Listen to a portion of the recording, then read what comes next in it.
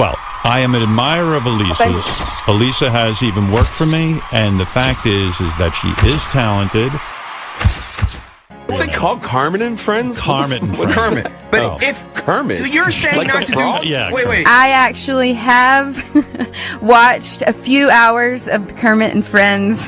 How many hours have you watched, Natalie? Oh, no. Probably indulged in 8 hours. Holy. My wife and I watched Benji's ex-girlfriends or whatever's going on. We watched this crazy podcast, and I have to say, this is one of the, probably in the top 5 things I think about right now. She has a podcast, but she gets to come on the radio. It is craziness upon craziness.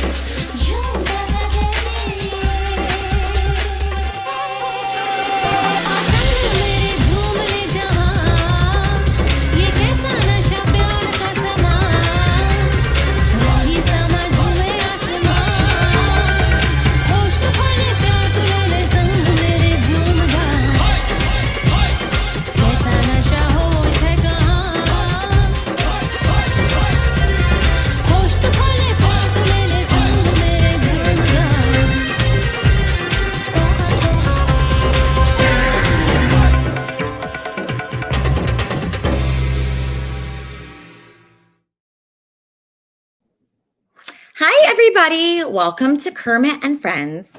I am Elisa. This is Fozzie, and Kermit is watching us from heaven right now.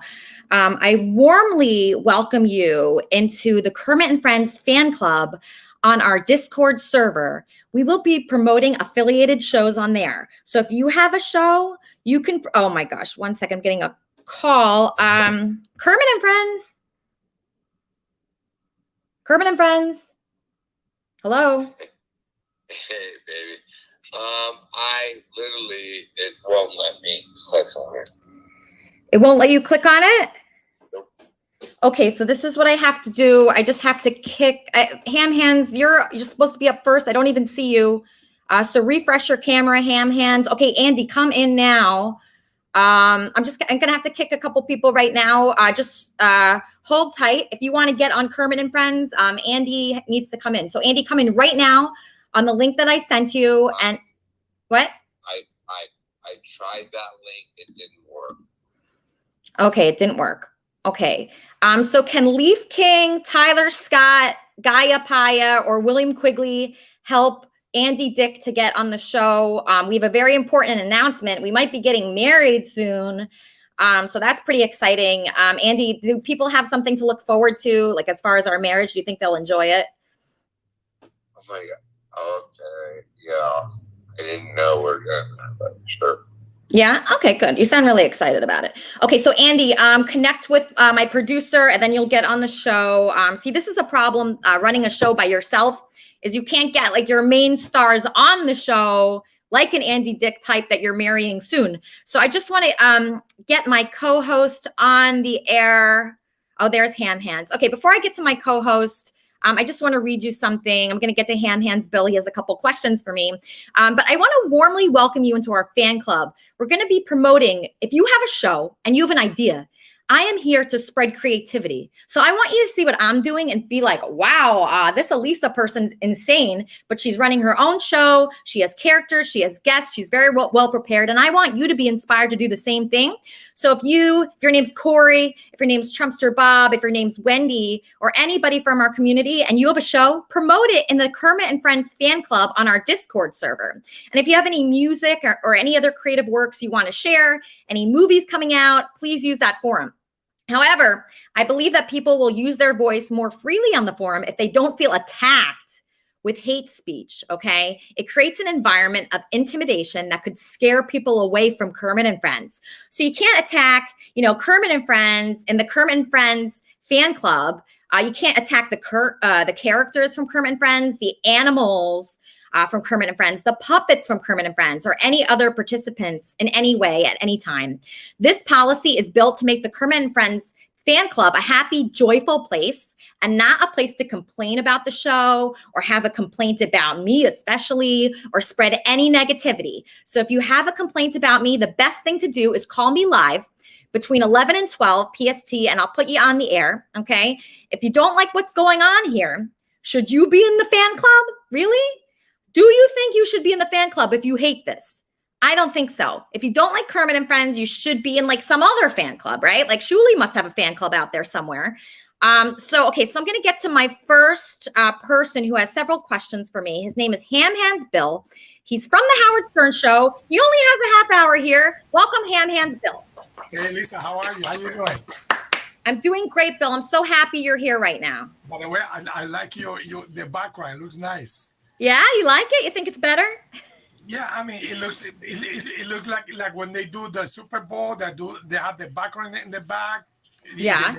Miami, Florida, California, Tampa. Yeah, I mean, it looks. Oh, Bill, just 1 second. I'm so sorry. I'm getting a caller. Kermit and Friends. Oh, no, you don't see that. Hey, babe, I can't do it. You can't do it? Are you sure you can't do it? Is William Quigley helping you or one of my producers helping you? Nobody. Nobody's helping you. Nope. I was able to do it every other week. I know. I'm trying to figure out how to get you on here, Andy. Geez. Okay, so if you're a producer like William Quigley, if you're a producer that's getting 3%, like William Quigley, here, wait, hold on. William Quigley, you're getting 3% of the show. Can you help get Andy on the show? All right, he's trying. Okay, good. He's trying. Okay, good. All right, so Andy's going to be helped by William Quigley. I have Ham Hands Bill. He has a couple questions for me. Ham Hands, what is your first question? All right. Anyway, you and I, we know each other for years. We've been friends for years. Yes. We partied twice. We partied at your cancer benefit in downtown Manhattan. That's right. And the party was until 3 a.m. I remember you leaving at 12. I continued to party. Party with Ethan. It was a lot of fun. Mm-hmm. Mm-hmm. So we speak on and off about personal stuff, relationship. And I noticed for the last few months that you are a very pretty girl. But I noticed that sometimes your lips look different. So I ask you if you enhance your lips. You say yes. So I was trying to ask you, when was the last time you did the lips enhancement? Okay, that's a great question, Ham Hands. So that is true. You're right about that. I enjoy like anything that makes me happy, right? So if I go to a spa, I'm happy. If I get like some Botox, I'm happy. If I go out for a drink at Four Seasons after the show, I'm happy. So if it's funny, I was talking to my friend about this last night. She was saying that I get Botox or fillers or anything like that for guys, but that's actually not true. I just enjoy that. So I try to have my life surrounded by, things that I enjoy. So like I enjoy puppets, right? So I have this K-Bot right here. Hey, K-Bot, how are you? Hey, how's it going, everyone? We're doing great. I'm just here with Ham Hands Bill. He's asking me a few questions, and then I'm going to introduce you to the world. Okay, Ham Hands, was that okay? that what I said about the whole lip injection thing. I just enjoy it. I just do things I enjoy, Ham Hands. Well, but the thing is, my observation and people who I speak to and I read online, but my personal opinion is that you don't need the lips enhancements, because I remember you when you were working on the Howard Stern show. Howard Stern hired you to work there, not only as a model. You did a lot of contribution to the Howard Stern show, and you look perfect with your natural lips. You have plenty pretty lips, and with the enhancements, they look sometimes unnatural. And as a pretty girl that you are, a model that you have been, you know, in my opinion, and many of the guys, we think that you don't need the enhancement because you look nice the way you are, and when you enhance lips, they look like too unnatural sometimes. Well, you know what, Ham Hands, I think you're coming from a really good place when you say that. I see your heart, and I know, like, you know, when you first wrote to me about my lip injections, I was a little offended, but I knew that it wasn't coming from like a mean place because I know who you are, and I feel like you really are trying to help me. So anything like that, Ham Hands, is like a blessing. So you're a big blessing in my life. I appreciate you, and I'll answer anything for you because you're really a great person. So thank you for that question. I just enjoy it. I don't do it for men. I don't do it for anyone, just for myself. I do everything for myself. I mean, I enjoy the show. That's why that's why I do it. That's the main reason why I do it. Like we're having two big guests today. Just one more question, and I'm going to introduce our guest. Sorry, I'm a little nervous right now. A lot of people are texting me. Go ahead. Now, are you ready for the second question? Yes, I am. Now, like I said before, you and I have known each other for years. We spoke about sexuality, sexual questions, stuff.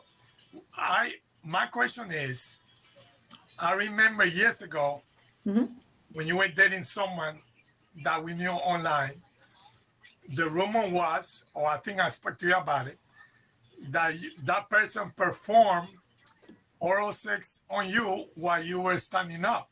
Is that true? Or how did it happen? Or do you like it? Was it something that he requested? So you're talking about Gonzo. Yeah. Gonzo is someone that I tried to date. I did like him a lot. He's very funny. He's a very funny guy. But I feel very sad about that situation because he really rejected me. So even though we did that standing up and a bunch of other things, he is not interested in me. So that is a hard pill to swallow, Ham Hands. It is, because I think about myself. You know, I was just out last night. I went out, all right? These restaurants are opening. I went to this really fun, like, clubbish place with a couple girlfriends, and this guy starts talking to me, and he's trying to like close me on dating him, right? And I could tell he was in sales because he was trying to manipulate me. But he was saying, don't you think I'm good looking? About him. And I go, yeah, but you're not anywhere near as good looking as me. And you're not as funny as me. You're not as accomplished as me. You're like nothing compared to me. So just stop, okay? So Gonzo, I feel like he's kind of in line with me. He is really cute. He is really funny. He is like you are, an excellent caller on Howard Stern. I was always impressed by him. So I felt very rejected by him. I felt horrible. Yeah. Maybe he's. I mean, Gonzo is not a bad guy, but maybe he's the type of guy who you were a conquest to him. You were a conquest to him, and he has sex with you, have fun with you. Yeah, I think he might have. I think he might still like me. Ham Hands. Hold on, just Andy's calling. Yes, Andy. Andy. Yeah. Hey, what's up? Yes. Trying to hook in. I don't know what's going on. You should be able to hook in. William Quigley is like an expert at this. He's the producer here. He's going to help you. William Quigley and Leaf King is going to call you too, and they're going to walk you through it. Because right now I'm on with Ham Hands Bella from the Howard Stern Show, and I'm about to get to the infectious disease specialist. So work with the producers, And you'll be on any second now. Okay, sweetheart? My husband? Hey, I put Andy on my phone. Is that good for you? Yeah, that's great. Oh, just make sure the name is Andy Dick when you sign on, okay? So I know who it is.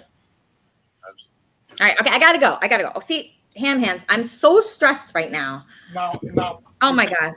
To get you away from the stress, I was asking about the oral sex. Now, you like the guy. Was he able to satisfy you orally, giving you a climax, oral sex? I don't really remember that. See, that's not the kind of thing that sticks out in my mind. Yeah. When I date someone or I'm serious with someone or anything like that, I don't remember the sex too much, but I remember how I'm feeling, how that person made me feel. Hold on one second. I'm getting a call. Kermit and Friends. Hey, Elisa, why is this guy asking you about oral sex? I thought this was supposed to be like a church show. Well, that's a great question. I mean, they do go over sex in the Bible, I believe. I mean, I'm watching this with my 80-year-old grandmother. She's horrified. Stop being such a perv. Okay. All right. Okay. Thanks for calling in. That's a nice guy. Okay. So it is confusing. I mean, I'm interested in sex. I didn't knock on my phone. Okay, hold on one second. Another person's calling me. I can't take any calls right now because I really need to get to our first guest. So everybody that has their camera enabled, just sit tight. Hold on, Kermit and Friends. Hey, it's Ken TV. Oh, Ken TV, what's up? Yeah, I gotta say that I think you're just a user, and the only way people know you is because you have sex with Benji, which is something most people wouldn't want anyone to know. Do you have a question? Well, my question is, why does anybody give a living F about somebody like Andy Dick anymore? He's like an M-list celebrity at this point. I don't really look at it like that, Ken TV. Thank you for calling. I don't look at it like that, right? So Andy has come into my life. I was really depressed, okay? Let me just tell you guys something. I was unbelievably depressed and sad, and I was alone, okay? I had just gotten out of a relationship. The guy didn't, all right, I think this might be him again. Kermit and Friends. You think a guy like Kimmel's ever going to be on here? All right. So I was really depressed. I was all alone. Quarantined. I wasn't going into my office anymore. I had, nowhere to turn. I was so sad. And, Andy Dick here, he came into my life at a time when I really needed him. And he actually proposed to me this morning. And that sounds like a good option for me, right, Andy? Yes. Yeah. We're in. You're my girl. No, yeah. Yeah. I'm going to give you the fattest fucking ring, bitch. Really? Yep. Wow. Okay, so that sounds great. I actually had this other guy propose to me named Eric. This is Eric.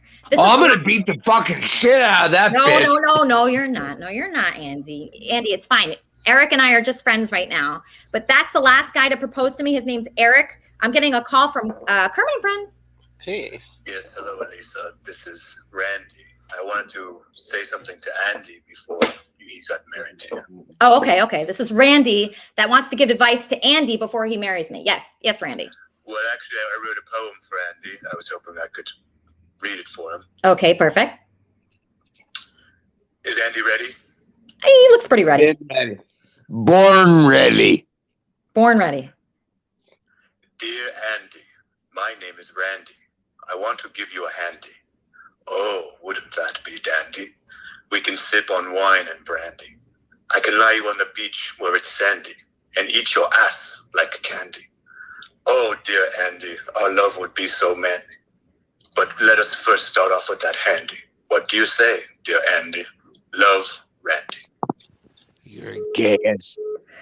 Wow. That You're seems gay. You are gay FF, and I'm getting married to the hottest girl in the country right now. So tell him to go away.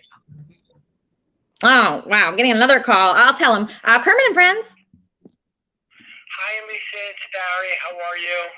I'm doing great. I'm getting married. I'm really excited about that. Valentine's Day is next week. I wonder if I could get... Married? Yeah, I'm getting married. Yeah. Sounds like... Andy Dick. Andy Dick? I think so.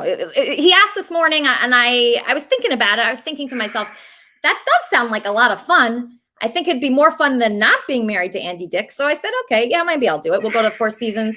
We'll have a pizza and maybe like a champagne. And he says he has a ring. That's funny.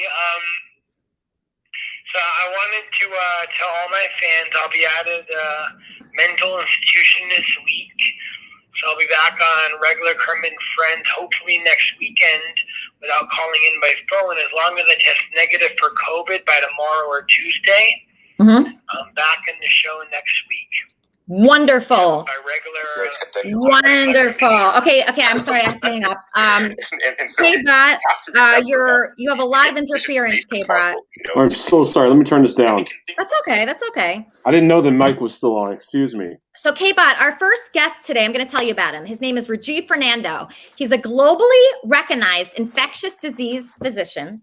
He was the only American doctor to go to Wuhan, China, to investigate the COVID-19 back in January, when there were only 50 cases in the world. So Rajiv served with 3 hospitals as the first responder in the epicenter of the COVID-19 pandemic in New York. Isn't that amazing that we have him here today? Yeah, it's very interesting. Yeah, I'm sure you're going to have lots of questions for him, and he's going to be incredible. He's our first guest. So everybody, welcome to the show, Fernando, a really, really important guy, a really smart guy, and he's here to answer every question that we have for him. Dr. Fernando. Thank you so much, Elisa. It's a very generous introduction, but thank you so much for having me. Oh, my absolute pleasure. When I found out that you might be on the show, I was so excited. I mean, this is something that everybody is talking about right now. It's affected everyone's life.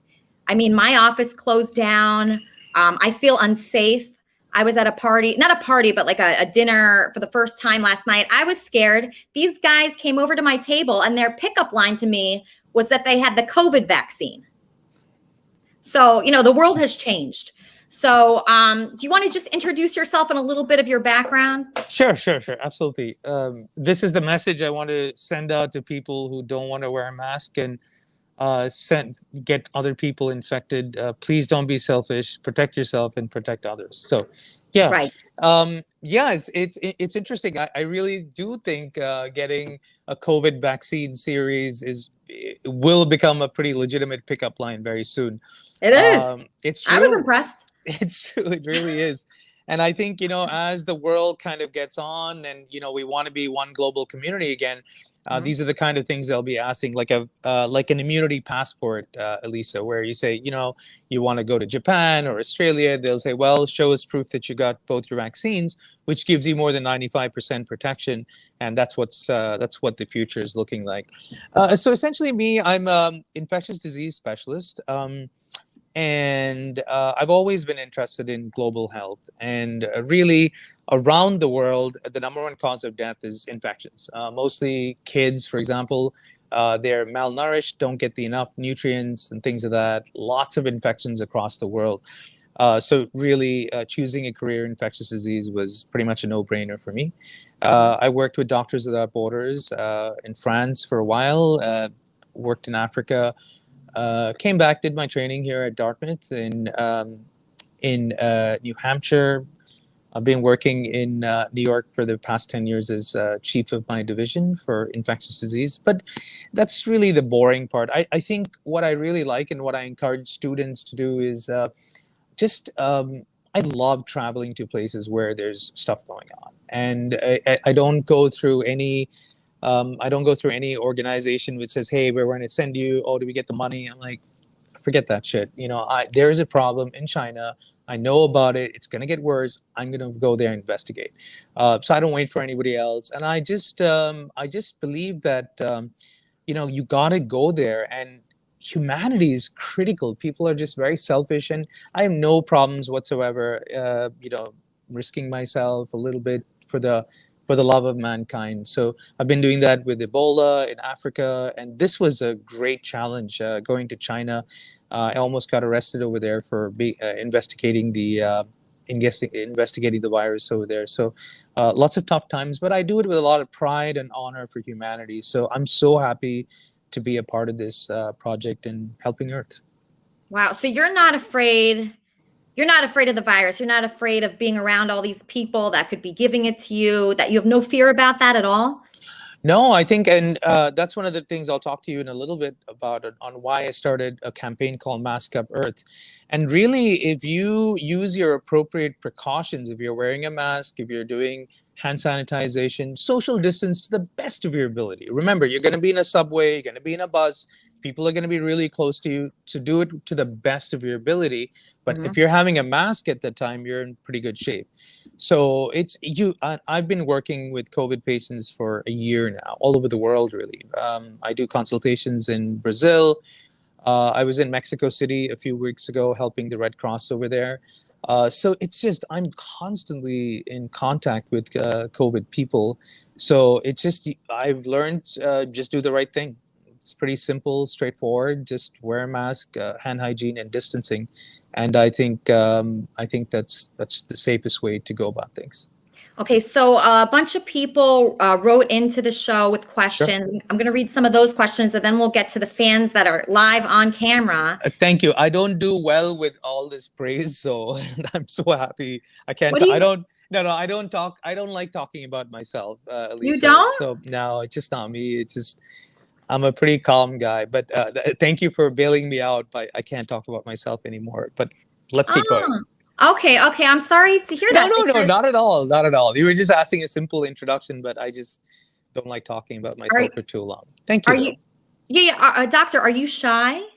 No, hardly, but I just don't like talking about myself. Okay. The exact. As a matter of fact, I used to be a talk show host on the radio for national radio when I was in India, actually. I used to have my own talk show. It was called Fridays with Rajiv. It was like a top 10 countdown, phone-in countdown. The question of the day would be like, hey, are you shy? Give me a call, 718-3300. Let me know why you're shy and what can I do to help you from preventing you from becoming shy. Wow. Good times. Okay, Doctor, that sounds awesome. I'm just getting a call. I'm not sure if it's for you. Kermit and Friends. Hi, Elisa. This is Mike. I think you should forget about Gonzo and you should marry Dr. Fernando. That's a great point. He's like a cute couple. Yeah, we would be. Okay, so thank you, Mike. So Dr. Rajiv, are you single? Are you married? Are you dating? For me right now, I'm single right now. But the most important thing for me right now is to focus on the world. And sometimes, like for me, about last week, I heard there was a problem with the refugees at the Croatia and Bosnia border. They were not being treated properly. There's a lot of COVID. So I just jumped a plane, got on the flight and said, hey, I'm going to Bosnia. Let me get there. I carried my mask. I went to these camps and gave these refugee people masks. And so sometimes I feel like when you're in committed relationships, you have to answer a lot of questions. Of course, it's dangerous. Like I'm heading to the border, like the police took me in for questioning. I mean, so I like to be like the James Bond of medicine or Indiana Jones of medicine. I just love to take off and just take care of stuff. So it's hard when you're in a relationship. Understandably, your partner is going to be like, hey, Rajiv, is it safe? Are you okay? So I just really want to help the world right now. And that's the top thing on my mind. So wow. Shoot. Gonzo, call back. Shoot. Gonzo, call back. Okay. All right. So we're getting a lot of calls one after another. You want to be single right now because you're saving the world. I mean, if there was a reason to be single, I think that would be it. That was my reason to be single too. I try to help people as well. Obviously not to the amount that you're helping people. Let's take some questions from... Let's see. Let's start with Andy. I wonder if Andy has a question for you. Andy Dick. comedian and one of the co-hosts here. What's Andy, up, man? do you have a question for Dr. Rajiv Fernando? Number Congratulations, Andy. First of all, congratulations, you guys. For what? Thanks. On our marriage, Andy. Don't And forget. the ring. And the ring. Okay. Yeah, thanks. Number 2, I'm gonna kick. Now, doctor, can we talk about this COVID thing? Of course. Of course. You're gonna be okay with it? Bring it. Oh, I'm gonna the fuck bring it. I'm happy to try to answer all your questions, sir. Go ahead, Andy. I don't have any questions. Okay. Okay. I've been in bed for 2 days with COVID. Oh my God. I'm an invalid with COVID. I can't move. I have neck pain, chest pain.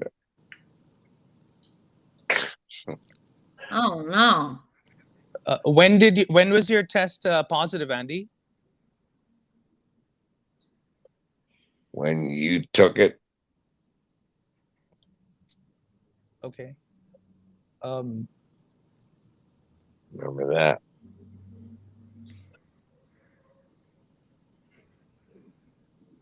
Okay, I'm getting a call. Kermit and Friends. Hi, how's it going? Good, good. Who is this? This is a coronavirus. Oh, the coronavirus called in. Hey, how's it going? What's up, COVID? Well, I got a bone to pick with Dr. Fernando. He killed my cousin polio. He's not a good guy. Oh, he cured polio. Okay, so you don't like him. He killed him. He killed my cousin. Okay. All right, Corona. All right. Thanks for calling. Okay, I was going to ask Corona if he found Andy, because Andy is not looking good right now. Is this the usual symptoms that you see, doctor? Do you usually? I'm going to be fine.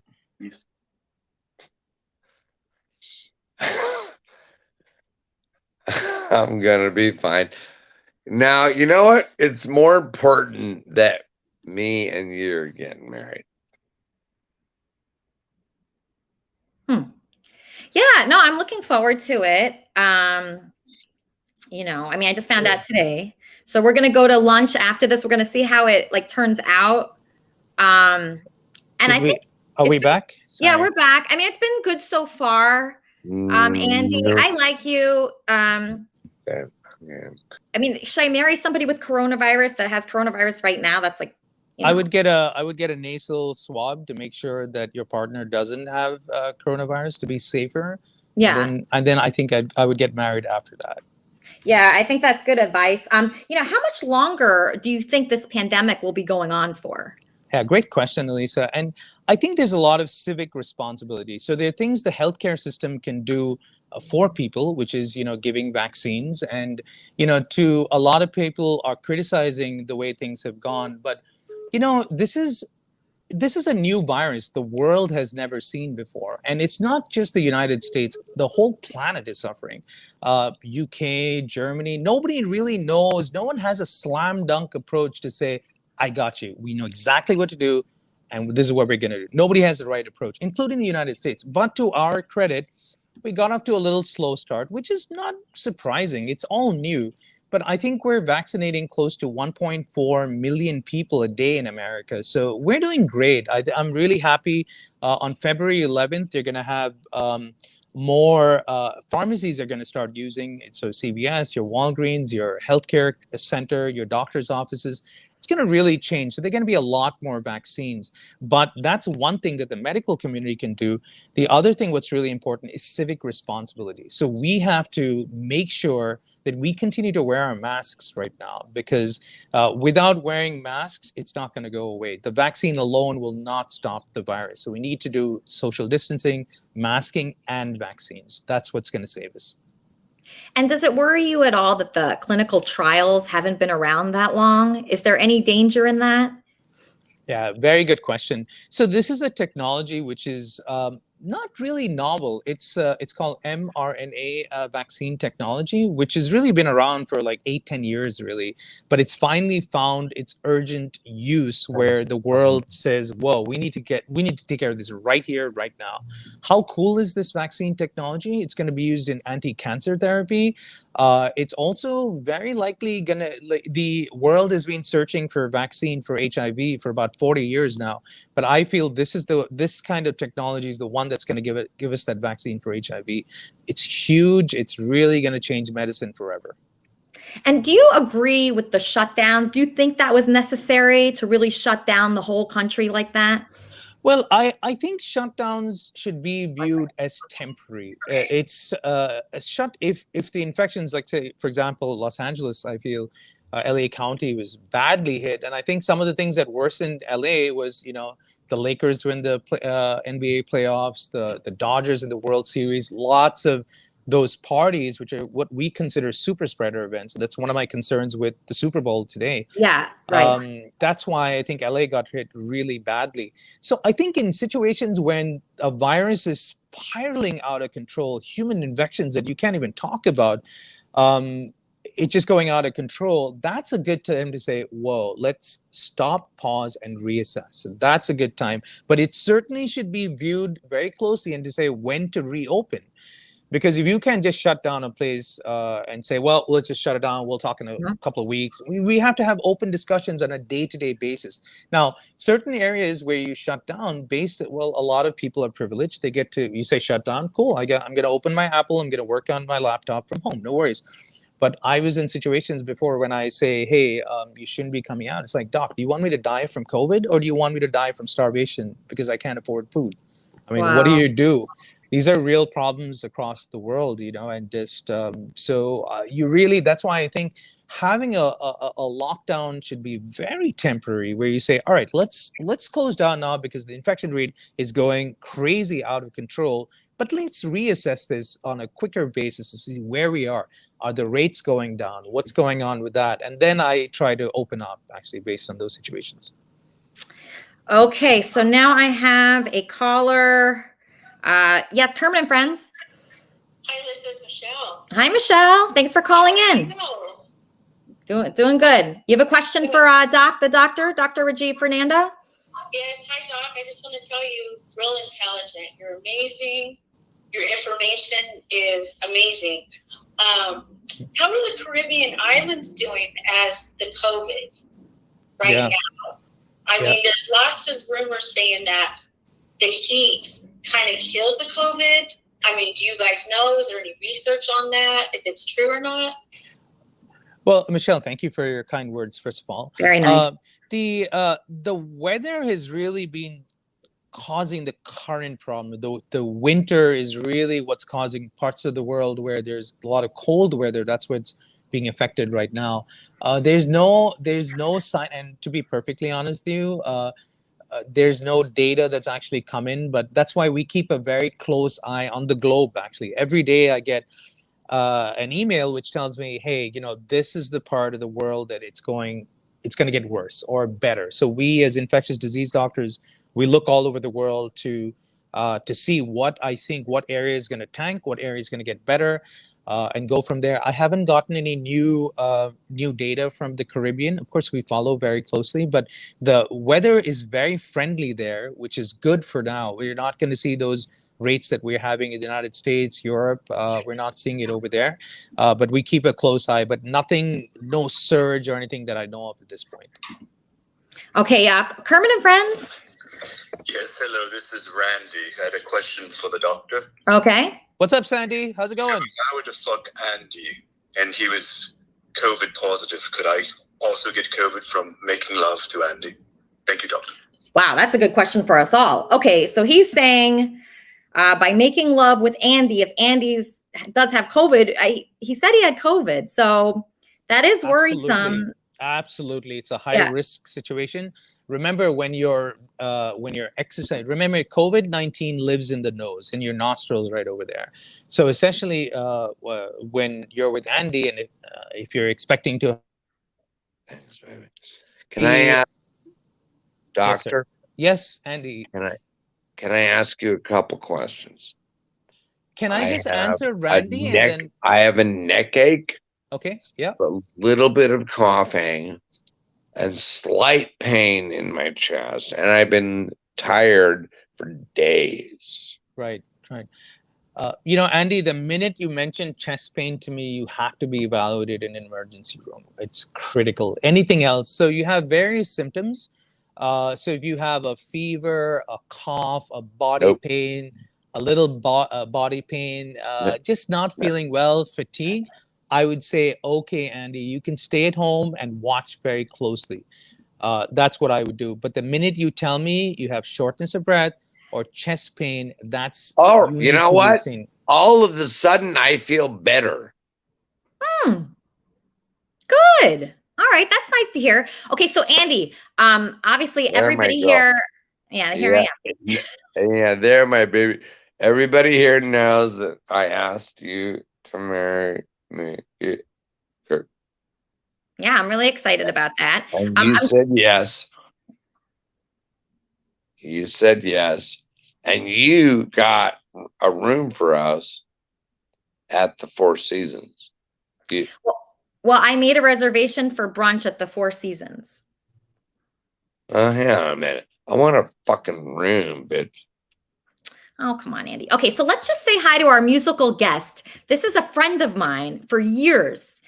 He's amazing. His name is Sugar Snake Soul. He's one of the most talented people I've ever met in my life. Here he is, Sugar Snake Soul. I'm going to read his bio. Let's see, where do we begin? It was a day just like any other day.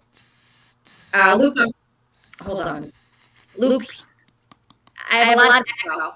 Hold on one second. So when you come on, Luke, just put on your headphones just because there was echo, or like turn down your monitor just while I'm talking to you.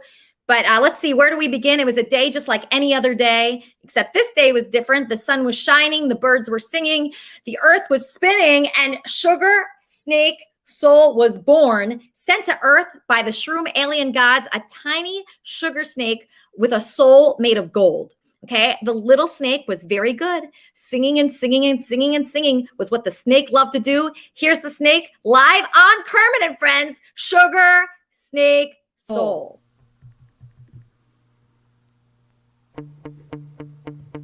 Walking down memory lane, talking to myself again. Sometimes I'm my only friend. Yeah. Seems like the world is waiting to start. I feel it deep in my heart. I wanna shoot for the stars. Feeling so amazing, yeah, going places, turning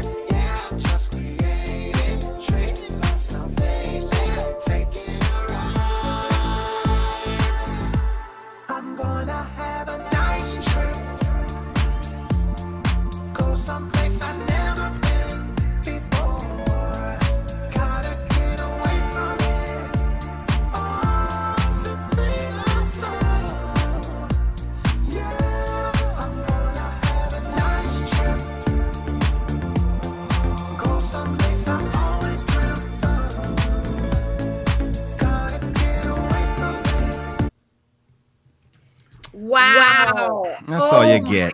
Gosh, she's freaking awesome. That is Sugar Snake Soul, our musical act that we're going to have back every week to perform for us. William Quigley booked us, Dr. Rajiv Fernando. So I just want to talk to William Quigley a little bit. William Quigley, how do you think it's going? Well, the Flyers are up 5-4. I think they just won. Wow, I'm really excited. So you Rajiv's amazing. I think you're very fortunate to have someone of his quality on the show. I mean, the guy, it's funny. I haven't even talked to Rajiv. We met through my friend who calls in often, the mayor. He always the mayor of Montauk and Southampton's always calling into your show. So anyway, I've yet to really speak to him, but I was very impressed with his. I think we all are. Let's face it. Any fan of yours should be probably really excited that you have the kind of a serious tone to your show because, look what he's accomplished. Quick, I'm just getting a call here. Kermit and Friends. How's it going, Elisa? This is the mayor of Montauk. Just want. Oh! Hey, Jesse! Oh, it's the mayor of Montauk. Who are you calling for, Mayor of Montauk?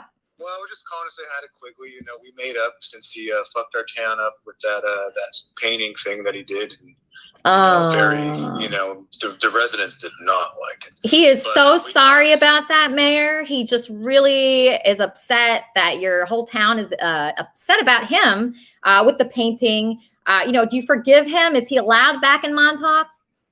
I forgive him, but we got some angry letters from the people of Montauk saying they would rather have a dumpster truck in the middle of the city. But I said, listen, Quigley's a good guy.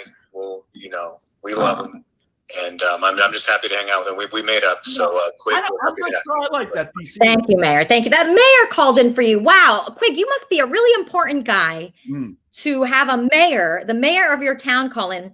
In fact, I got some interesting texts from you today. Oh boy. Okay. Can I do some characters? Sure. Come on, Elise. We talk all week. Do you ever tell your audience how much we talk on the phone? Why do I need to know? I actually spend more time on Kermit and Friends than I do on my own work anymore. I get calls from Elisa like every hour of the day. Oh, come on. That's not true. Okay, every 2 hours? Quick, is Andy coming on? Quick, is Dr. Fernando? Quick, is that? Let's go over. Write this down. Don't talk to me. Don't ask me any questions. Write it all down. I got whole notebooks full of Kermit and Friend notes that I got to go. I can't even read my own writing. We were going to have a contest, dude. We have several contests. One contest is somebody, let's say a musician, write a theme song for Elisa, Kermit and Friends. That'd be a great contest, right? And then Elisa would pick, or let's say if all of us draw Corey, hey, hey. Oh my God. I love Corey. Corey. Where's Lori? Where's Trumpster Bob? Everybody's here. Everybody's here. So Corey's here. I just want to say to everybody, I appreciate Corey so much. I want to get Corey on with the doctor. I think that would be, I think that's going to be a good idea. So just sit tight, Quig. Do not leave. So Corey, I'm assuming you have a question for the infectious disease specialist, Dr. Rajiv Fernando. What is your question for him? Corey. Can't hear you, Corey. Still can't hear you. I forgot I had myself on mute. Okay. What's up, Corey? The question is, where do we start? Okay, let's start. What is the doc? I got black screen on him. No, just say your question, Corey. That's all we Okay, need. where do we? Let's start. What's your thoughts on the positive fake numbers? The positive fake numbers in what trend? You're saying The trend of making it more than what it really is. This planned scare, fear-demic. Because come on, it's all out of Wuhan, China. It's a Chinese virus, and it was set out just to destroy the economy and the free markets, and to put us in lockdown. I mean, come on, lockdown to destroy the nation or country, sure, to take control.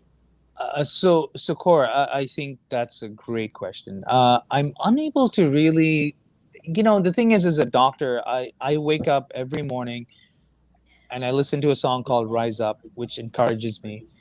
And I go to work every day and I see death. I see people physically dying. I'm not a politician, or I'm not a scientist to manufacture a virus or purposely put it in a certain place. My job is to save lives, and people are dying right in front of me every day.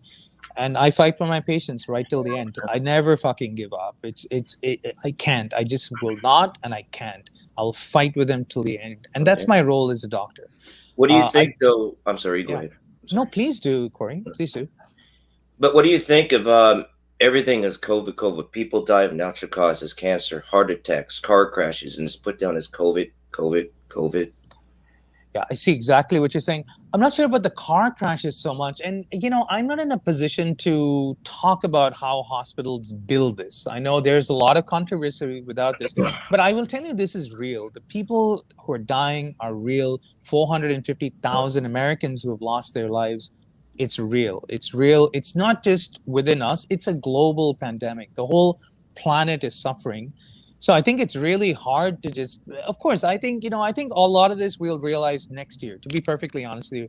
When I get the statistics every day, I don't believe everything I see, because I know statistics are behind. It's a lot of chaos in this country. So I don't believe everything I see. I got to be very honest with you. But I do believe a patient, when he or she is dying, where a mother is dying, a single mother is dying with 3 kids, nothing else to take care of the kids.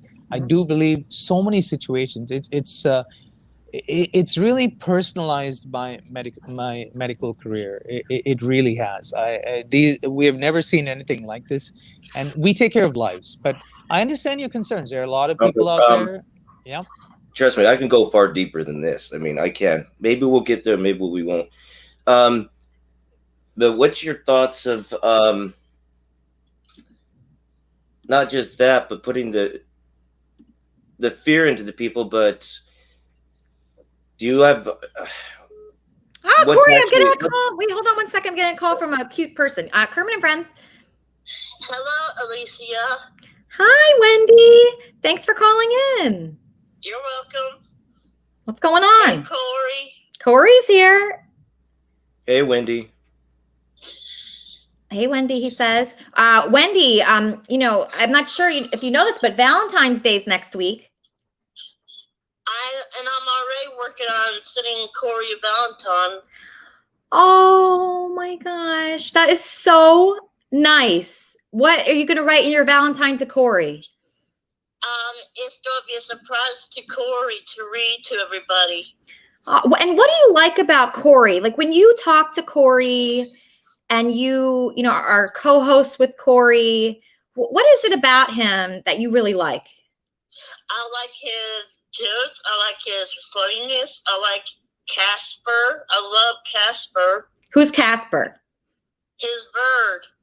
That's right. So he's funny.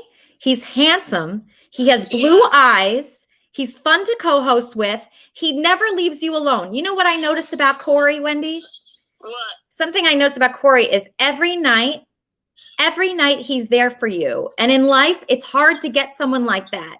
It's hard to find a person out there in that big world that'll be there for you every single day. And Corey's that person. So you know what, Wendy? You are blessed. God loves you. Yes, and I'm blessed with Corey, but people right now are giving me a hard time with him. Why do you think that is? Do you think they're jealous? Do you think they want to be with you and they're jealous of Corey? That's probably what it is. That's what I think too.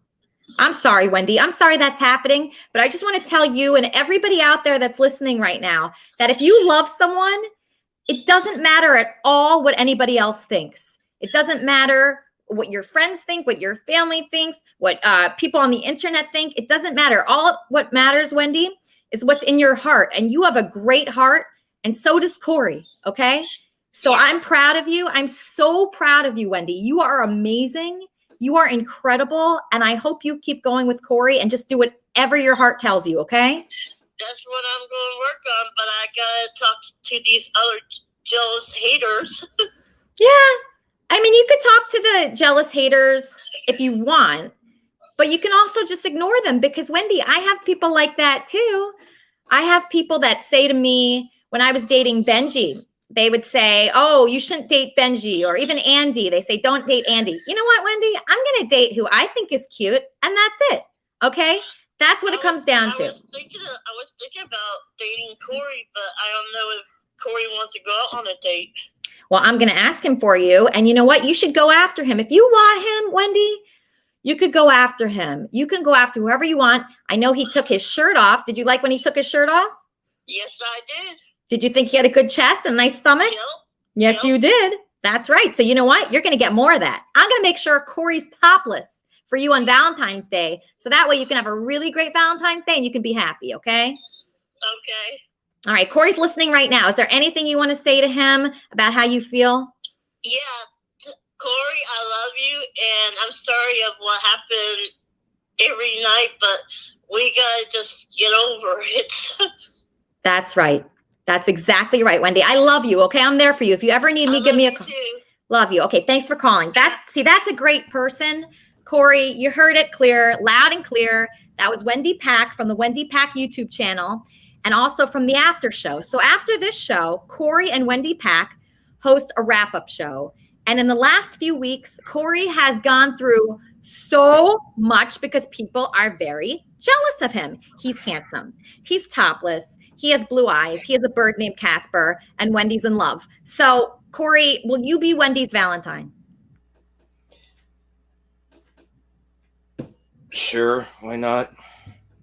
Perfect. Okay, so Dr. Rajiv, let's take some more questions if you'll take them.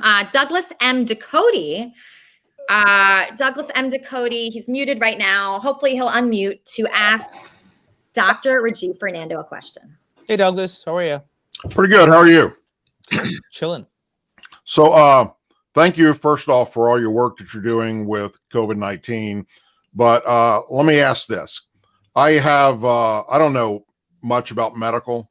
I'm a military veteran, law enforcement veteran, but both my brother-in-laws and my sister-in-law are doctors here in Louisiana. And one of them is dealing, like you, with COVID-19 patients every day, with people dying every week.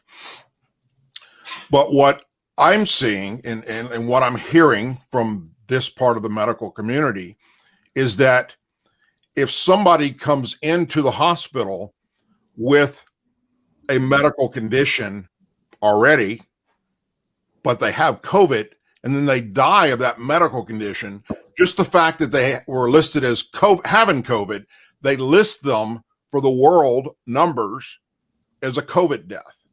And that is not something that we should be doing as a nation or the world for that matter. I don't know how many other medical facilities are doing this, but dying of COVID, yes, it happens, but it's very rare. It's the elderly, as you know. It's those that have underlying medical conditions, but the average person that doesn't have any problems, just walking around, enjoying their life, gets COVID, isn't going to die of COVID. And I just think that we shut down the nation over something that, yes, it exists, but we got people dying of way more things than we do of COVID-19.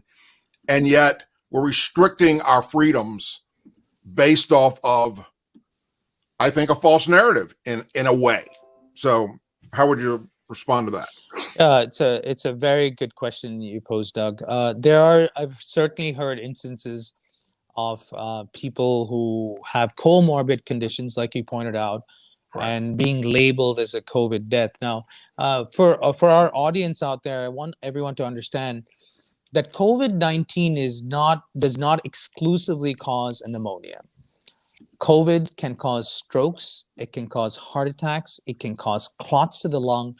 It's just, and this is, it's one of these kind of situations where people just say, COVID equals pneumonia, and that's not true. I've seen a number of cases, like you said, a young guy, 35-year-old guy coming in with a stroke with no other risk factors.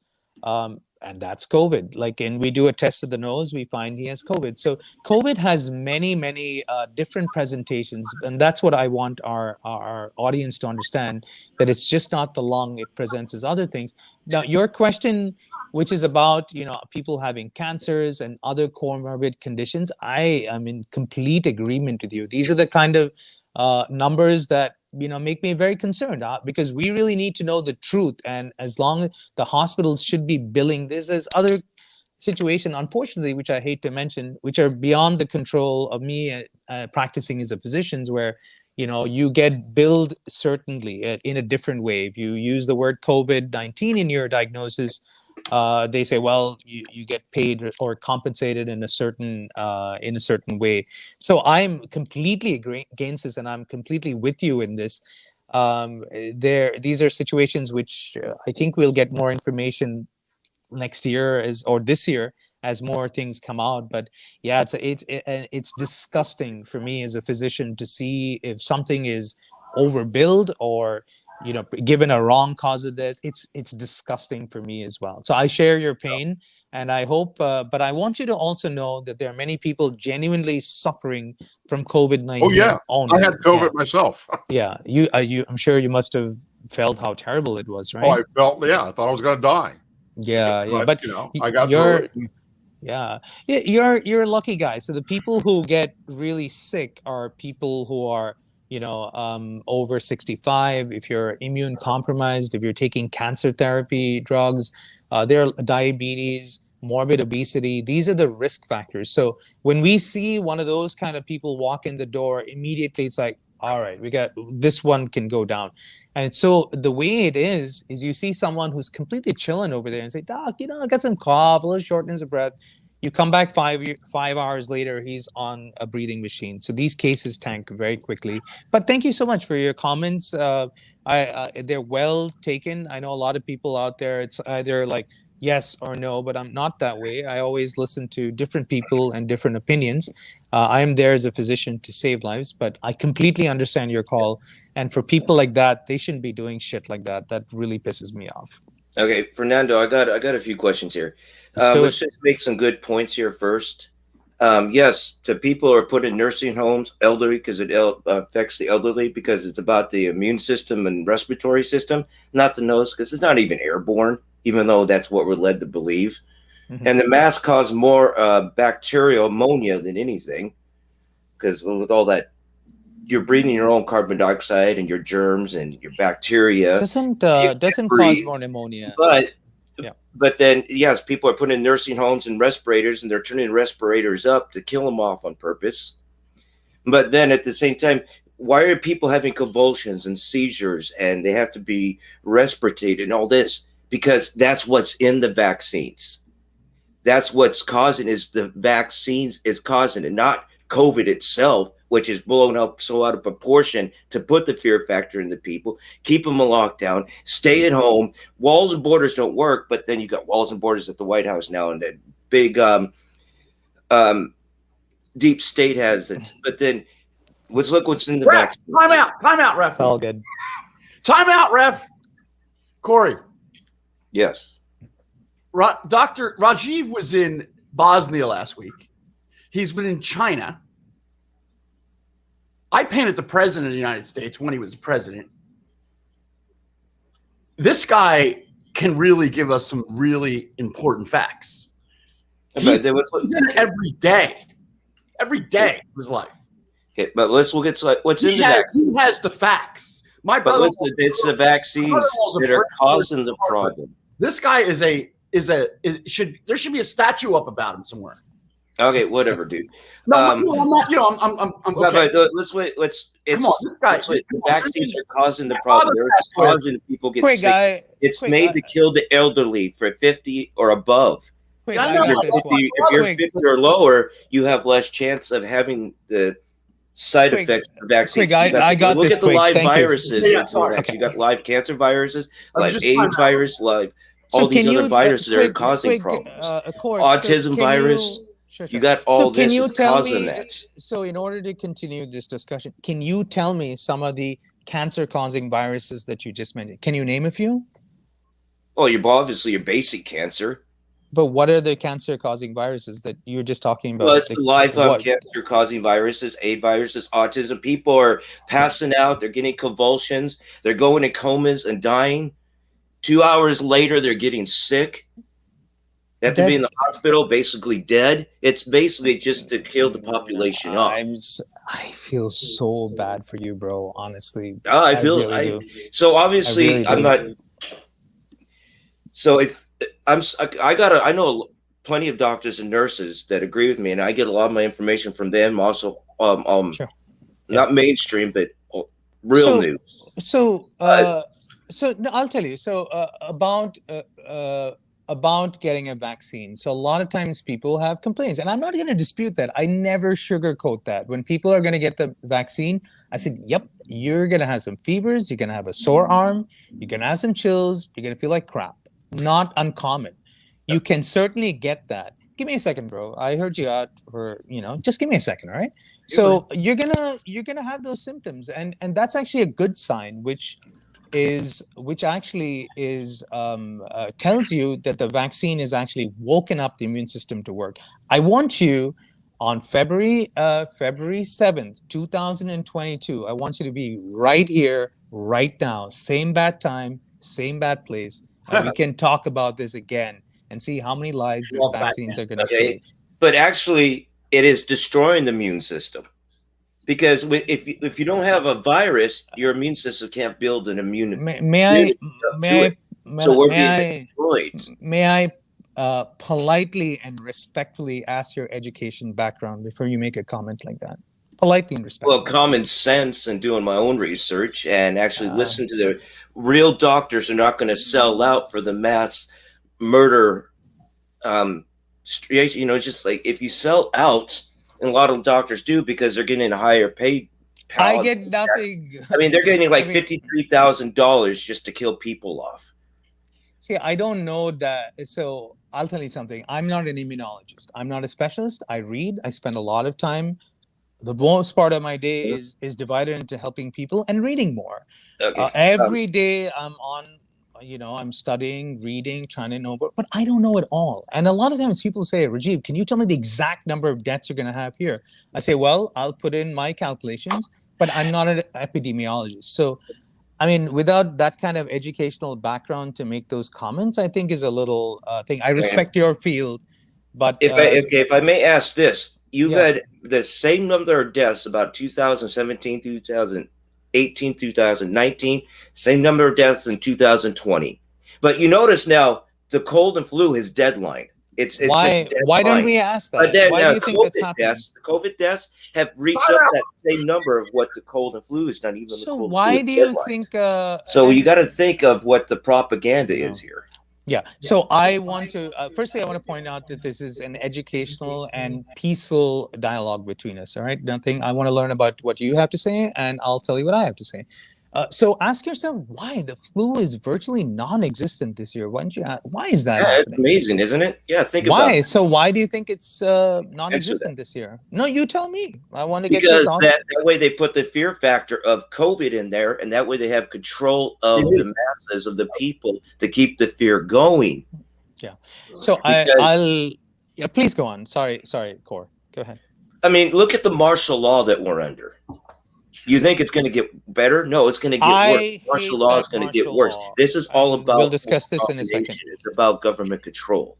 Absolutely. I completely agree with you, and we can talk more about that. But ask the reason, my thoughts as a specialist, why we're having less cases of flu this year is because this year, the very same things you do to prevent COVID-19, which is social distancing, wearing a mask, hand hygiene, the very same things that you use to prevent COVID-19 decreases the amount of flu. And that's why you're not going to have any flu season. You're having cases here and there. It's very sporadic. The one that's really dominant this year is going to be COVID-19. And that's why another listener, viewer put in a question about flu, and that's my answer, actually. So there's really no...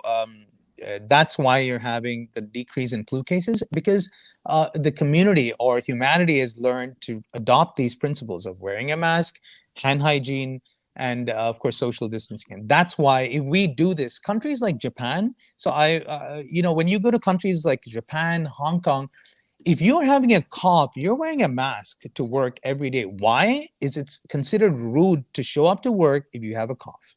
You're always wearing, it's true. 10 years ago when I was in Japan, it's common courtesy. When you're on a subway, you have a cough, you're wearing a mask all the time. And that's why Asia has done so much better than Europe and the United States, because the minute they knew this was out, they were wearing their masks. And when I was there in China, everyone was wearing a mask. The government didn't even tell them to wear one. They were wearing it because the people know. Why are we so badly affected? Because the US and Europe has never seen anything like this. So this is all new to us.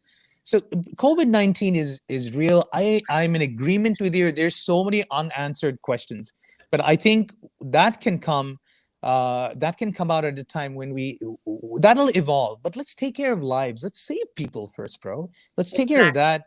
And we'll figure that out. Listen, I'm not against it. I'm as an infectious disease doctor, I teach my students every day, be suspicious. The minute you let your guard down, say, oh, we clicked the diagnosis, we're done. No, I don't fucking do that shit. Pardon my language. But you know what? Be vigilant. And I'm with you in your fight, in your quest. Yeah, man, if we can find something that's tricky or sneaky, I want to fucking know too, just like you. All right. So let's save lives right now. People are dying. Let's save those lives, and we'll figure out this later. It's a global phenomenon. So it's just not the US could be lying, who's lying about this. People are dying in UK, Canada, Germany, France. I can just go on and on. So let's leave it at that. And I'm so happy. Like I said, I'm a man of my word. Let's jam up February 7th, 2022, and we can continue this conversation. Sounds reasonable? Absolutely. Kermit and Friends. Hi, Elisa. This is the English language. And I just wanted to ask your friend Corey there to stop slaughtering. And my friend Common Sense would like Corey to call him back. Oh, okay. The English language is upset with Corey. Okay, so Dr. Fernando, we have so many questions. Can you take a few more, Doctor? I'm happy to answer all your questions. My time is dedicated to this show today. Oh my gosh, you are the greatest person. I'm so happy that I know you. You're just really helping our community. Obviously, there's some confusion here. Let's take another question from Douglas M. Ducote Sr. Yeah, one more question. The same government that is telling us how bad this is also the same government that told us many, many years ago during the Cold War that to survive a nuclear holocaust, you hide underneath your wooden desk. So here we are being told it's out of control. We have to wear masks. Some are saying double mask. We have to social distance, but yet the same government is allowing the NFL to have this Super Bowl and bring in all these people, although trying to put social distancing in there is not going to work. So we're allowing the biggest party to take place where we're telling people in local towns, you can't go to your restaurant or you can't go to a bar. So that in itself tells me there's more to this than pizza. Doug, great questions. I'm in complete agreement for you. These kind of events are definitely risky, And I want to tell you another thing for CORE as well, that, all the hard work that we've been doing, yourself, myself, the community who have embraced a lot of these measures, our numbers have cut down significantly. We're talking 220,000 infections a day a few weeks ago, and now we're like at 120. So we're the way I want to end this show or say in this way is there should be hope. There is hope on the horizon. I like to encourage people to get vaccines because I can virtually vouch for it that it doesn't cause any death. And this technology is going to be used to treat cancer shortly. They're already doing other stuff. Get your vaccine, wear a mask, social distance, and the numbers have spoken for themselves. As of now, we had like only 120,000 new cases as opposed to 220 a few weeks ago. So all this stuff, what we're doing right now is fucking working. It's working. All right. So it is working. Yeah, I agree with you on that one. yeah, it's working. Oh, So sorry, let's Lycan. just, you know, I'm not the guy, you know, you see a lot of these TV shows and it bothers me. I'm like, why is the media always talking negatively? I'm like, bro, we're fucking down to 120,000 infections. Let's fucking call it. Like, That's America great. is doing much better. We're Wonderful. talking about vaccines in this country. Everyone's against them. But, bro, the United States vaccinates the most number of people in the world. Out of 100 people in America, we've vaccinated so far. 15 out of 100 have gotten vaccine. The number one country on earth. Let me say that. We've done so well compared to other countries. Only Israel is ahead. But Israel's population, they vaccinated 55 out of 100, but their population is 9.5 million. We're talking like millions here. So let's be optimistic. I'm really happy the way the country is going. I'm happy the way the public has responded. And I think, you know, of course, these kind of controversies or conspiracies, absolutely, you know, I always entertain it. I always keep it in the back of my mind. You know what? I agree. China's a strange ass country. I almost got arrested at the airport when I was in China just for one day to investigate the coronavirus. One day. I planned it because I knew when I go there, you know, shit's going to go down. They'll be like, you know, why is this guy here? What's he doing here? So they said, why are you here for 24 hours? I said, you know, I just came to get a drink with my friend. And they're like, what? You came here all this way to get a drink with your friend for a day? I said, yep, that's what I'm here for. They detained me. They took my passport. They, you know, looked it up. Wow. But that's gangster medicine. I always teach my students that, and that's a core of medicine. I'm like, go for it, man. If you can help. Did you say gangsta medicine? That's what I said, bro. Gangster medicine. Go for it. If you can do something to help mankind and humanity, and you can make a difference, go for it. That's what I have a question for Dr. Fernando. Let's go. So that's great that the vaccines are helping to cure a lot of people and all that. I'm sure we're going to be well on our way to getting everybody cured and everyone vaccinated and stuff. It's great. My only question is there do you think there's anything to the idea that there are little tiny microscopic tracking devices in these vaccines? That's like a conspiracy theory that's it's really gotta I hear you. These are the easy, let me tell you, Lycan, the easy part of my day, Lycan. Don't call me Lycan. Sorry, bro. Lycan. The easy part of my day is really to talk about medicine. Piece of cake. The hard part of my day is to really talk about, questions like this, like microchips and 5G and 4G. I don't have any data on that. I think I'll have to talk to Pfizer or Moderna or those vaccine companies to get more. We don't have that kind of data, and I don't see any reason whatsoever. If you've seen a person who's been injected with the chips, please call me. I'd be happy to investigate with you further, but I don't have any data right now. Okay, thanks, man. Good question. Great. Okay, Eric Riggs, you're on with Dr. Rajiv Fernando. What's up, Eric? Hey, doctor. It's great to meet you. Pleasure to have you. I was wondering what the area of opportunity might be in investments for investing in a vaccine for Elisa's sexy body. You don't have to answer that. No. You're a very attractive woman. Of course. A vaccine to look like Elisa. That's your question, or even to inspire people not to die as much. I know people die a lot already. But it's not that much, actually. It's only 3%, to be honest with you. It's not dying like 50% or 100, but we still lose a lot of people. But I will talk to some of my colleagues and I'll see whether I can develop a vaccine so that we can all look and think like Elisa. I think that's a very valid project to do in 2021. Do you feel like that would be a profitable endeavor also in the future of globalization, particularly in like small villages and tribe cultures? I heard that COVID is a big, it's a disaster in Africa. Do you feel like that would be useful for the African tribes people? To develop a vaccine regarding Elisa for them, or just in general? I don't know. You don't have to answer any questions like that. It's up to you. I'll take the question. I'm always down for questions. Okay. Well, but yeah, go ahead. Just clarify your question, Eric. I'm happy to answer specifically. Yeah, I mean, people love brand names like Adidas. That's what's up, Douglas. Hot people are immune. You know that. Yeah, you know that. They know it. They know it's hot. you know? So like the not just the vaccine, but the Kermit and Friends vaccine. It's not only are we here to vaccinize you, but we're here to make it a sexy party too. Let's make that a priority project for the rest of the year. But right now, get your COVID vaccine. I think that's good. What's up, Wonder Dave? How's it going? Hey, what up? I am half vaccinated right now. I'm I'm a guest on the show later today. I'm a writer and a comedian. But a lot of that was taken away from me due to COVID. Bummer. But I got a job being a site manager at a COVID test site. How bad is the second dose going to feel? I've heard it's pretty rough when you get the second. I'm getting the Moderna. I'll specify.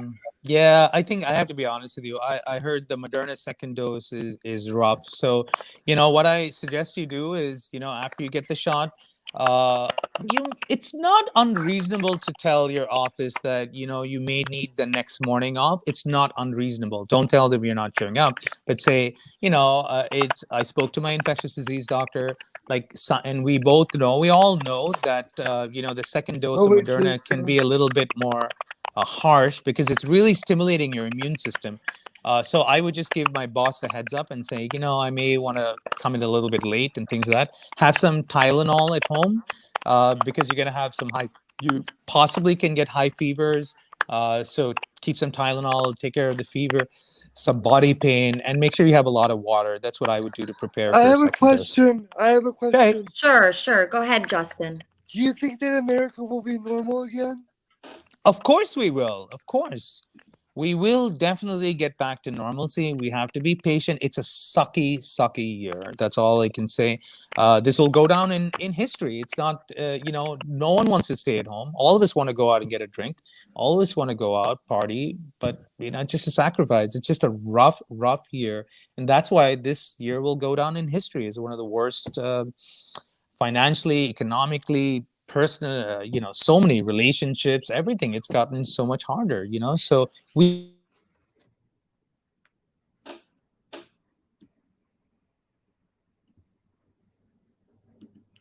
Hold on, I lost him for a second. So Quig was the person that booked Rajiv. So Quig, I just want to thank you so much. Did you tell everybody it's Super Bowl Sunday? Why would I tell them that? I don't know. Why would I tell them that? We have Rajiv here. Hey, what are you doing for Super Bowl, Elise? You're looking at it. What do you mean? You got to watch your own show? Yeah. And I'm going to... I'm sorry to interrupt you. Go ahead. No, I'm going to the Four Seasons with Andy. I just wanted to thank you so much for having Dr. Rajiv here. He was in great shape to go to the Four Seasons with you today. It's going to be fun. Rajiv, I have a question. Sure. What do you think about Andy and Elise as a couple? No, I'm kidding. We don't. No, you know what? Actually, I didn't know this about the second dose. So basically, by the way, my whole family had COVID, right? Except for me. My mother's 84, and my brother-in-law's a neurosurgeon. He was able to ship down the antibiotics, for her. She took it one day, and she recovered in 3 days. So my brother, who has a lot of Corey's views, really was against this. Plus, I think I told you about my brother, but my brother has been supplying hospitals in Philadelphia with as much gloves, masks, face guards. He bought out the whole. Okay. So his brother's been very helpful with COVID. Quig's brother. All right. So Corey, one final question for Rajiv. I don't want to bother him too much. Go ahead. What's your thoughts of making this forced a mandate? What happened to my body, my choice, but you go against the democratic way. Now it's like, it's not your body, your choice, but a mandate is not law. It's unconstitutional. But they're forcing you. So why are they forcing you? And what do you think you have to sign a waiver? So there's a big red flag right there. A waiver is so that you cannot sue them. So if anything happens to you, you get sick or die, you can't sue them. You can't sue Bill Gates. You can't sue anything because Bill Gates is all part of this kill the masses off. But what's your thoughts on that? So being an American, in a choice. Being an American, I think all of us should be given a choice. And my job and my role is to provide the best information, the best data, the best reasons why you should take the vaccine, why you shouldn't. And of course, I always tell people there's certain conditions where I would be really, I'd be really cautious. You need to talk to an allergist so you can have a reaction. And it's not like people come in and I go, yo, bro, get the vaccine. I don't do that. Every situation is different. And I study the situation and I advise. But, beyond that, I don't think anyone should be forced to get the vaccine. It's up to you. I mean, for me, the way I feel like we just discussed a couple of minutes ago, how we went from 220,000 cases a day to 120,000 cases today is because of good civic responsibility. People are doing their thing. They're cutting down on parties. They're wearing more masks. They're getting it. And that's why we went down drastically, almost 50%. And that's what I feel as a human being, that's our civic responsibility to do. And the only way we're going to end this is 75% of the people need to be vaccinated. Otherwise, this is going to go on forever. And take it to the bank. This will probably be a yearly vaccine that we'll need. These are my initial thoughts. Oh, really? Okay. One more caller. Kermit and Friends. Yes, hello, Lisa. This is the stupid police. We have a warrant out for Corey's arrest for being stupid. Oh no, the stupid police called for Corey. Do you think that the stupid police should arrest Corey, Dr. Rajiv? Absolutely not. I think everybody has their questions and answers. Yeah.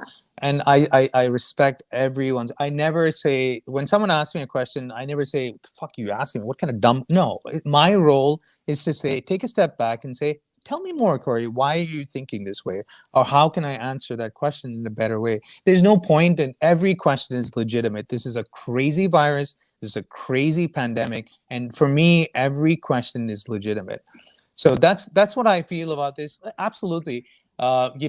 We need 75% of the population to get vaccinated in order to end this. If that doesn't happen, this is just going to keep going on. And it's going to be hard. If we want to return to normalcy, unfortunately, unless the population, 75% of the population, at least 75% of the population gets vaccinated, is not going anywhere. So we really want to get on with our life and, move past this. Believe in science. I believe in our scientists. They've spent, people praise doctors all the time, but fuck that. The people who are working tirelessly every night, not going to bed, just living in these labs and working on this, they're phenomenal stuff. We have to believe our scientists. By the way, there's no money in this for me, by the way. My charity, we've distributed masks all over the world. It's self-funded. I've put in more than $140,000 of my own money. And I do that because I believe we can do well for human beings. So believe in this cause, believe in our scientists. Forget believing in Chinese scientists. Believe in our homegrown American soil scientists, and we'll see the light. Wow. So you put in $140,000 to what? To make masks? Yep. Wow. Okay. So if people, we can't take all the questions today. If people want to contact you and ask you more questions, if they like you, they want to be connected to Dr. Rajiv Fernando, how do they get a hold of you? It's Rajiv Fernando MD on Instagram. That's probably the easiest. Yeah. Just shoot me a message or text there. But and then our website is called maskupearth.org. And it tells us we've done about 28,000 masks in around there, 26, 27, 28. It's always changing, but in about 29 countries so far. So, yeah. Wow, that is wonderful. Thank you so much for joining us. Did you have a good time at all? Did you have any fun here? Oh my God, I'm so happy to be on your show. This is I do a lot of interviews, and it's always so formal. And this is a place where I had the opportunity to tell you like some of my passion. If I want to say what the fuck, I could just say it. And it was a great show. Thank you so much for having me. And if you have any other comments or questions from your viewers, I can always drop by and answer these questions. I had a blast. Thank you so much. Oh, my pleasure. Wow, what a great guy. He's really saving the world. And now I'm going to welcome a musical guest that you all know and love, Dave Robinson. Hey, how you doing?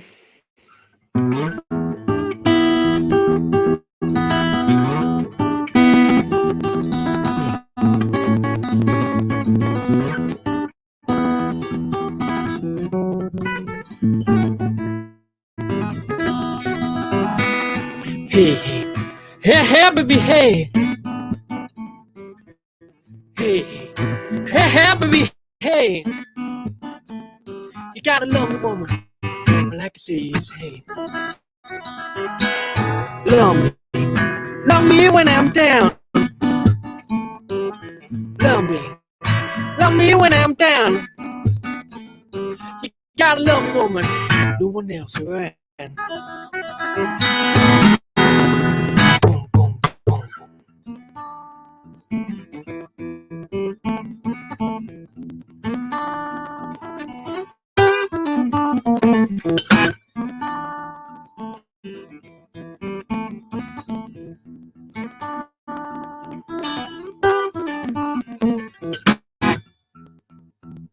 Been driving on, now my hands wet on the wheel. Well, my baby's gone, but I hear her kneel. Well, my baby's gone, but I feel she's near. 4:10, I'm changing gear. Boom, boom, boom, boom, hey.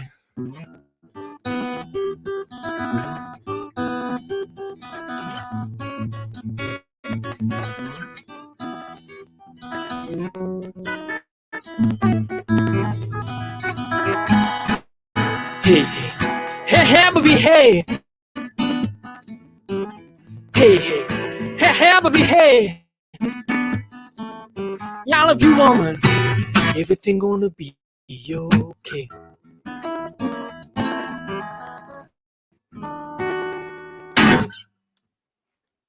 Wow, that was so amazing, Dave. You're one of my favorite people here. We just did an interview together. Do you want to tell the people out there that are watching about the interview that we did? That's right, and thank you for being a guest. It was called The Big UK Arts Interview, and it's being made for Apple, and it was series 2, and you're going to be the first guest. It isn't available right away, but within 2 or 3 weeks, it will be. And you're tremendous, and we talked about your work on Kermit and Friends. We talked about the Howard Stern program, your music career, how you deal with online bullying and that type of thing. There was loads that came up in it, and you were delightful. You couldn't have been more playful or fun or clever, and it was great to talk to you. Yeah, I just really appreciate you having me on your show.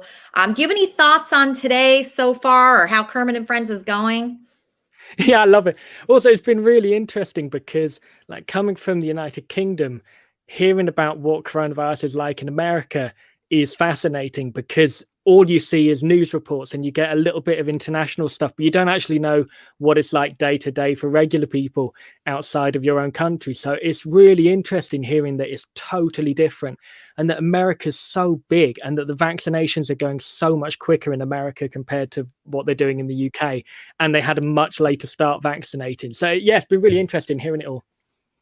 Yeah, I love that doctor. He was so generous with his time. Here's another guy that I've heard a lot about. His name is Wonder Dave. He's a poet, and I think he's going to share a poem with us today. Introducing Wonder Dave.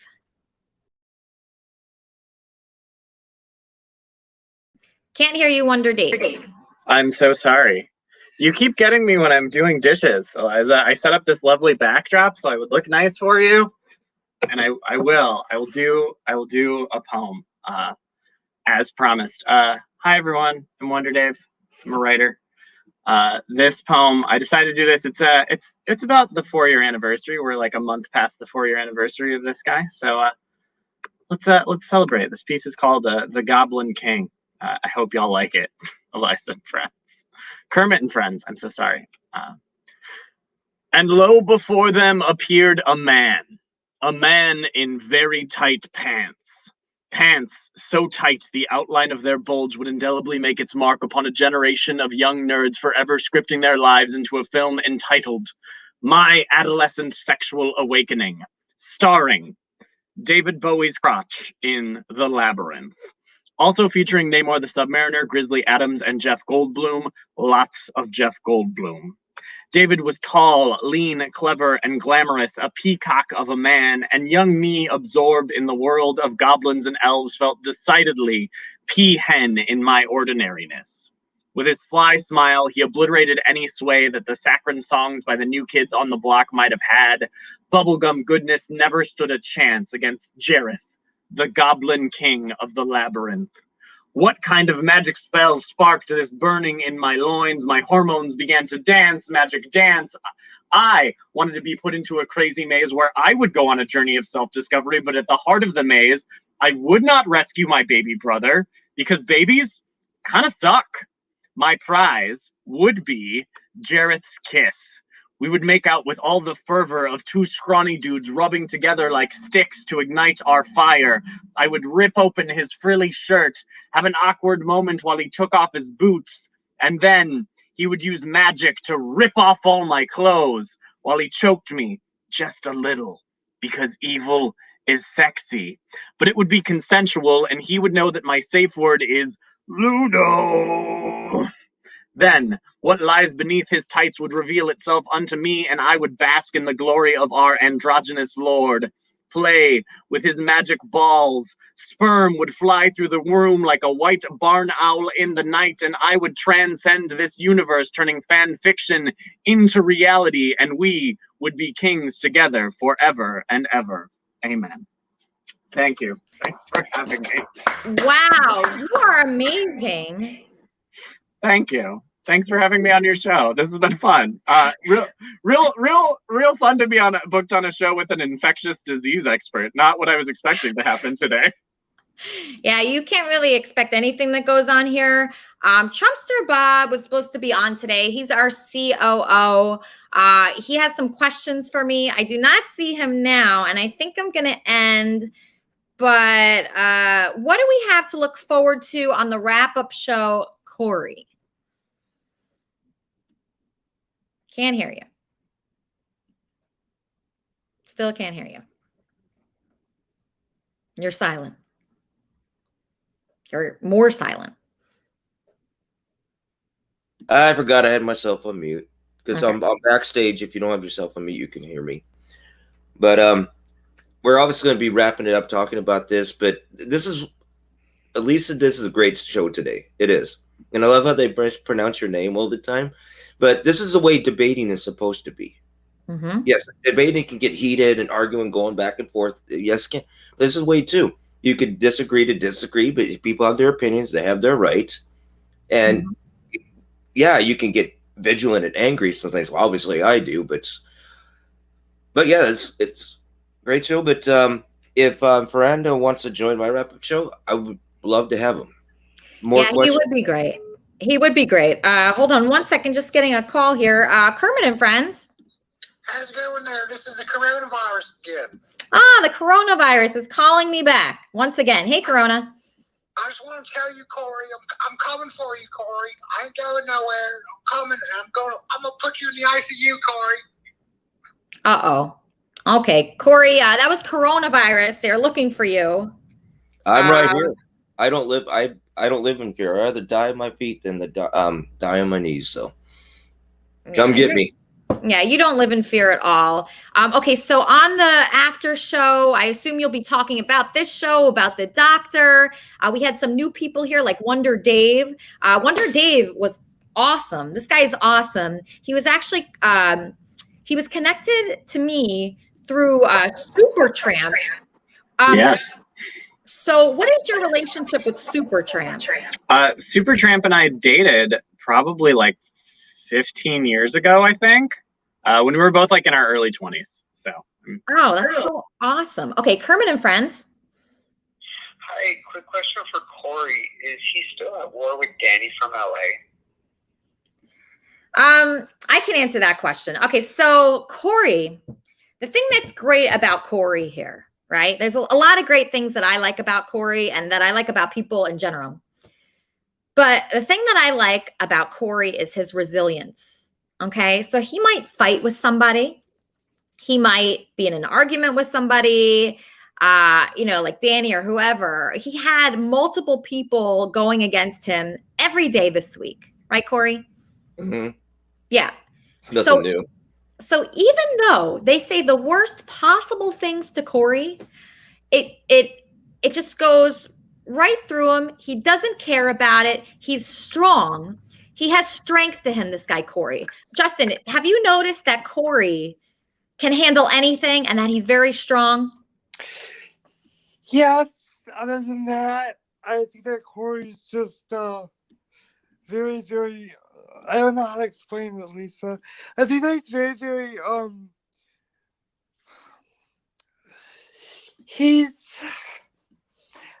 I don't potentially like Corey. People say that Corey's amazing. Corey says, I don't know about him, Lisa. I really don't. You know, So you don't like Corey. You're one of the haters. I'm not one of the haters. I just don't like the way he acts. I don't like the way he. It's just weird, AJ. I don't know. It's just. I think that's very, very. I like Corey sometimes, but when he gets too drunk, it's important that I don't like about him. Kermit and Friends. That's right. Corey loves Alicia and Corey. That's right. That's right. Oh, is this Goldie? Oh, that was Goldie. That is so cute. So, you know, people might have a problem with Corey. People might have a problem with me or anyone here, but it doesn't matter. You just keep going. You don't listen.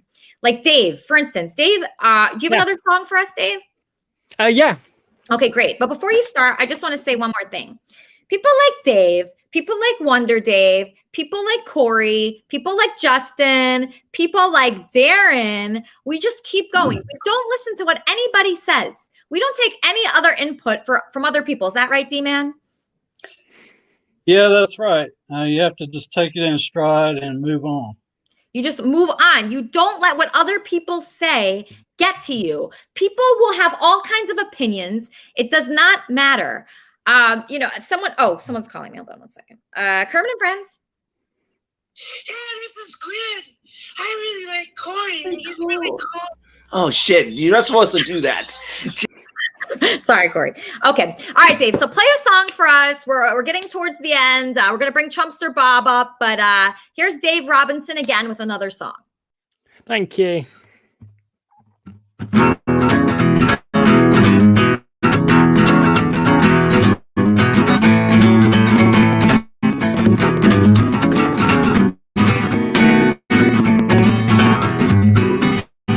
When I have the town ready to be clean to check the lamp on it, someone like a turkey jet packed around the backyard of some concrete block. New set of spots to cut down the top. I check the plugs and points. We're going down now. We're gonna rock this joint. Darling, I just see just the skyline. I'm an old Cooper Dick creep through the nighttime. Gotta find the gas station. Gotta find the paper. Don't be shy, spooky, and now when you're alone, you gotta hit the gas. I'm gonna need late. Do it Jersey in the morning like a little landscape paper. I don't think so. Put me on the night shift. To me, 3 hours, get back to where my baby lives. With me out, you might get crazy. Really, I wanna leave me till my baby underneath the overpass. We're gonna hit the party last week. Come on.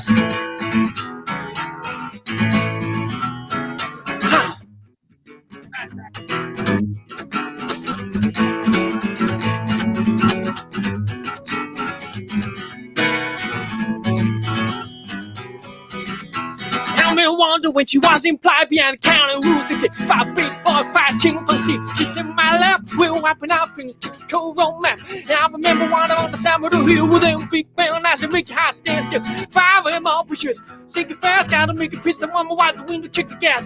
Gotta call my baby on the telephone, let her know Daddy is coming out home, sit tight. Mama, I'm coming round, we got 3 more hours, putting cover ground. Your eyes to hear Willie Towers, the ripple rising in refinery towers. Radio jam with talk show station and talk. Name's the DJ, I want to hear my last one. Hey, whole rock and roll, leave me for nowhere. All right. Yeah! All right.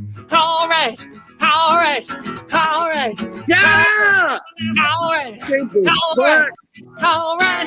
All right. Come on, in everybody, cause we're open now.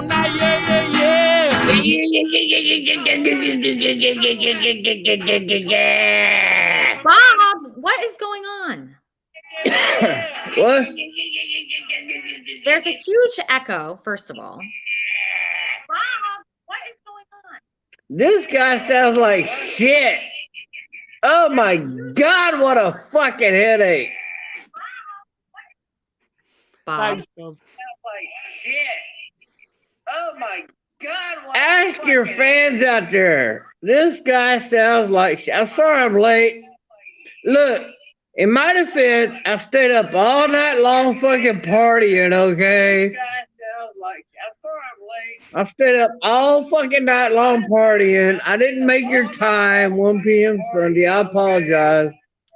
Bob, you got to turn your monitor down. There's a big echo, or put headphones on it. It's an echo, Bob. Okay, let me turn off the echo. Hold on, my bad. Echo's off. Echo's off. I turn the echo off. You're really late. This guy is the fucking worst. He's the worst. No, he's not.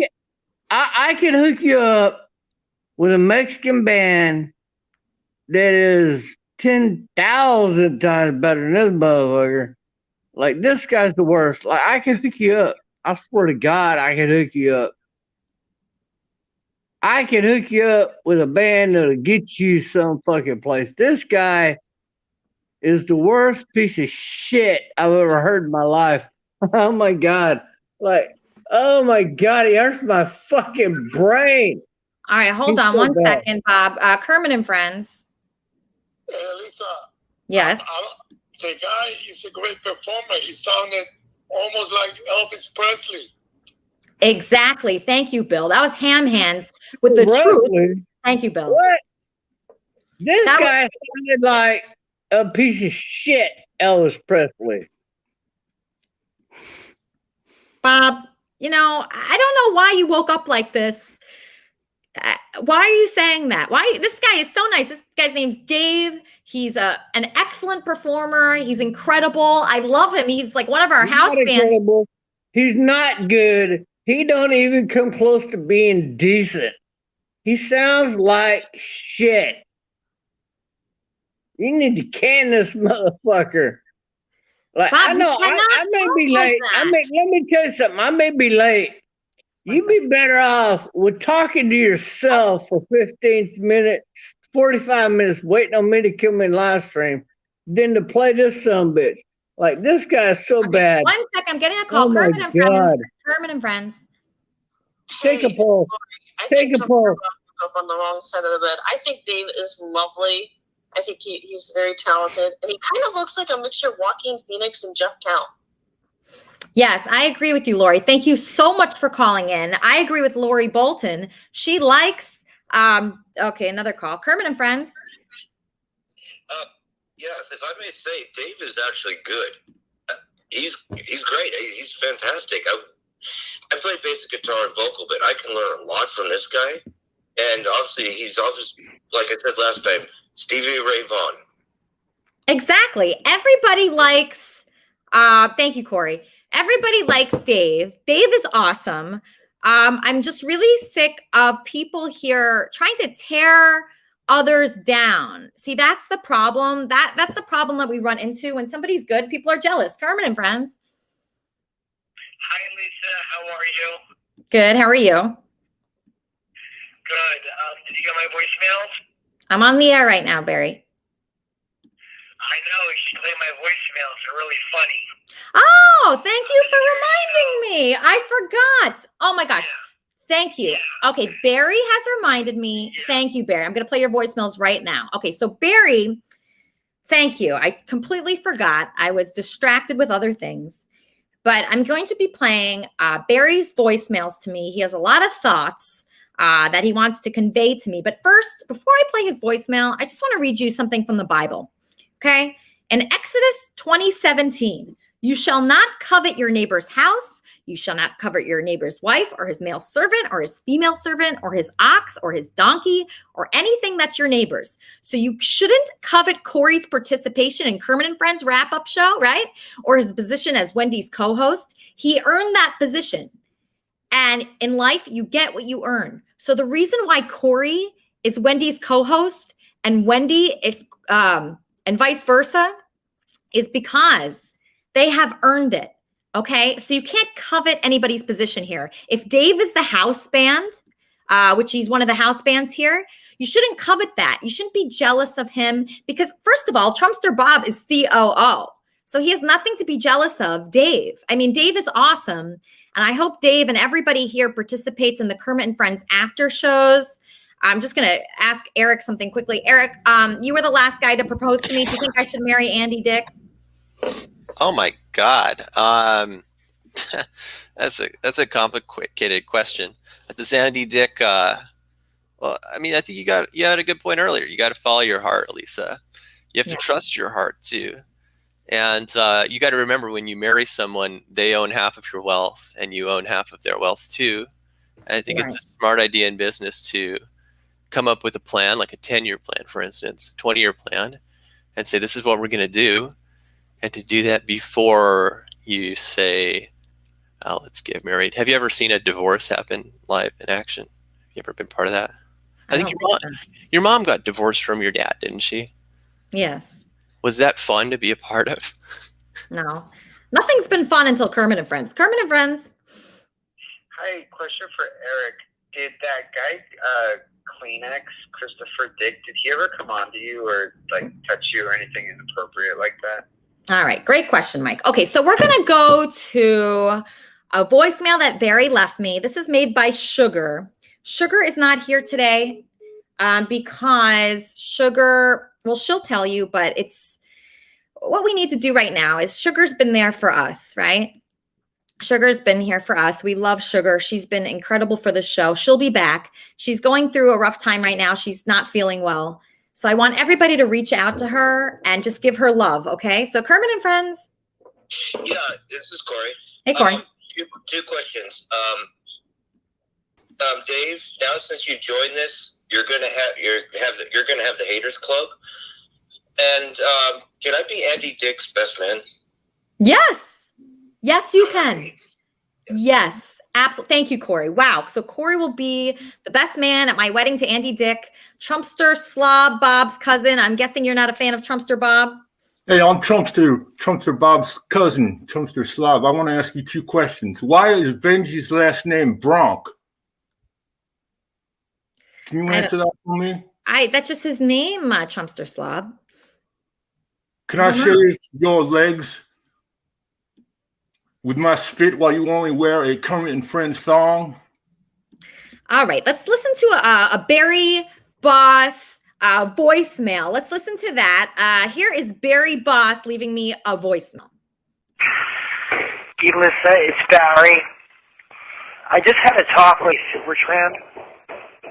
We had a talk about you and your show. Okay, please call me when you're free. Either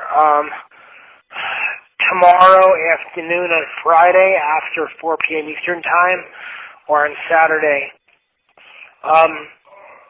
Basically, you need to go on more podcasts and actually be interviewed and also participate in Discord with your fans and also do more shows weekly with your show. If you do more shows weekly with your show, you'll be able to spread out the people that want to come on your show, and you won't be so having some problems with cutting people off. Because when you cut people off, that pisses them off, okay, like it did to me, okay? And what that's doing is it's decreasing your fan base instead of increasing it, okay? This is what I'm trying to explain to you, but you just don't take my phone calls. You're like, oh, talk to me in my show. It doesn't work that way, Elisa.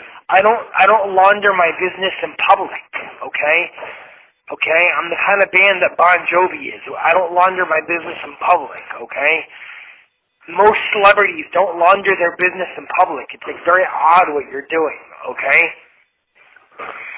So I need to talk to you and have a serious conversation, okay? It's not business. I'm trying to help you grow your brand and grow your show and all this stuff and grow your fan base, okay? And the only way you're going to be able to have a liquor brand or even a fragrance is if you grow your fan base. The only way you can organically do that is by putting out more and more and more and more and more and more and more and more content every day, okay? Or appearing on other shows daily to promote your show, okay? Thank you. That's all I had to say, okay? and you get a real fucking publicist, okay? Either hire me or hire somebody else. So I can sure use the money, and I have the connections and relationships. So, but I'm going to charge you $1,200 a month, just so you know, cash, through Cash App up front, okay? Bye. Love you. You're the best, but I need to talk to you seriously about educating you on shit. Oh, and if you want to move to Miami eventually, buy now. Don't sit around and wait for another year to buy here. It's going to be super expensive again. Buy. Buy in Brickell now for $50,000 to $90,000 cash. I know you have the cash, and you can do it, okay? You just rent out the apartment. That's all you do. You furnish it and rent it out on Airbnb and shit, or long-term rental, for seasonal, summer and winter each, okay? Bye. Okay, so I get a lot of voicemails like that. So do you guys see, the people that are watching, what can happen when you're, really inspired to do something and then you don't take any other input? So, what I want you to do is not listen to other people so much, but just listen to what's inside your heart. Okay, that's it. So I want to thank everybody, for watching the show today. It was a really great one. I had fun. I hope you did too. And in the spirit of Kermit, I love you, and I'll see you next week. Thank you so much again.